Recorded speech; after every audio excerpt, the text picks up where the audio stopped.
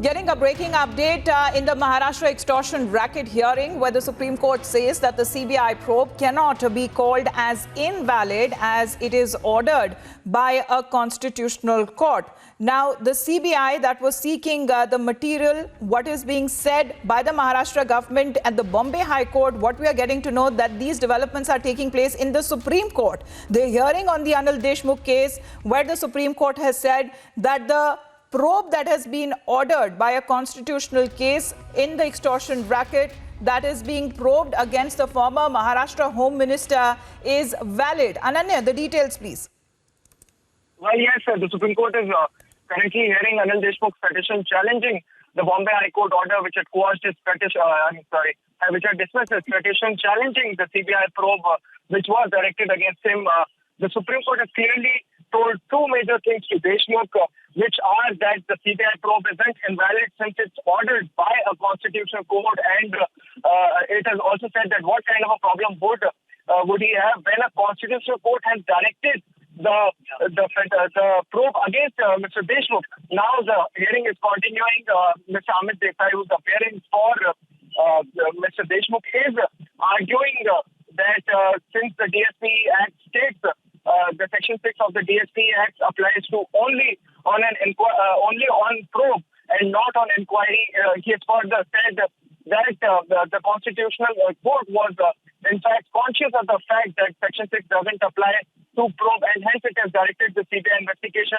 Now, it would be very interesting to see as to how the arguments would commence and what would be the end results of this. The matter is being heard by Justice, a bench headed by Justice D.Y. Chandrachud, who is currently seized of the matter, and the hearing is currently going on. Thank you. Well, Ananya, as far as the reply from the ED is also concerned, because we are looking at multiple agencies probing the Maharashtra extortion case, what has been the statement that has now been issued by the Enforcement Directorate on this matter? The ED statement won't make a very big difference into this because the current petition only challenges CBI probe. The ED matter is being heard by another bench of the Supreme Court, wherein Deshmukh had fought for no coercive action, but now a day before the Supreme Court was hearing the matter, wherein it refused to grant any kind of no coercive action or interim protection to Anil Deshmukh. Now it would be very important to see what happens in the CBI matter. Will there be any relief to Mr. Deshmukh, or the scene would remain the same as it is in the ED matter? Right, Ananya, because we are looking at attempts that are being made, especially when we talk about the Maharashtra government telling in the Bombay High Court that the CBI's intention is not right in the corruption case against former state Home Minister Anil Deshmukh. The same has now been taken up in the Supreme Court, and the Supreme Court is saying that the probe is valid. Well, yes. A big development coming in. Justice Shah, who said that after hearing the plea, the High Court thought that it considered for ordering a preliminary inquiry, which means that the High Court had validated the preliminary inquiry after giving a chance to Mr. Deshmukh for putting forth a stand before the Bombay High Court.